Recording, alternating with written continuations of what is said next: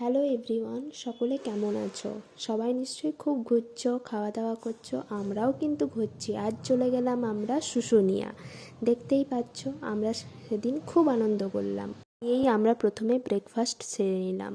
আমরা চলে গেলাম মেলা দেখতে। ভাবলাম মেলাটা একটু ঘুরে আসি। তার মাঝে চোখে পড়লো একজন বয়স্ক মহিলা পাত্রটিকে বিভিন্ন নকশা দিয়ে সাজিয়ে তুলছে, যাতে সেটা দেখতে খুব সুন্দর হয়। আমার তো খুব ভালো লেগেছে। আমরা মেলাটাকে ঘুরে দেখতে লাগলাম। এত সুন্দর সুন্দর জিনিস দেখে কোনটা নেব খুঁজেই পাচ্ছিলাম না। তারই মাঝে এই যে আমাদের ছোট ছোট ছানাপোনাগুলো, ওরা বলছে এটা নেব, কিন্তু কী নেবে ওরা ঠিক বুঝতে পারছে না। আমিও বুঝতে পারছি না কী নেব। এত সুন্দর সুন্দর জিনিস, মানে কি বলবো, পাথরের জিনিসগুলো দেখে মনে হচ্ছিল সব নিয়ে চলে যায়।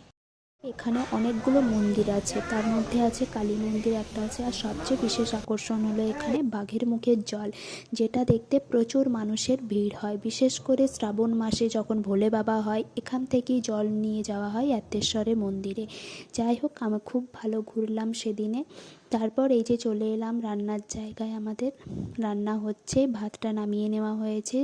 এবার চিকেনটাকে ম্যারিনেট করে সেটাকে ভাজা হবে। দেখতে থাকো। দেখো, ভাজা রান্না প্রায় হয়ে এসছে। দেখছো, সকলেই খেতে বসে গেছে। আমাদের রান্নার মেনুতে কিন্তু ছিল অনেক কিছু।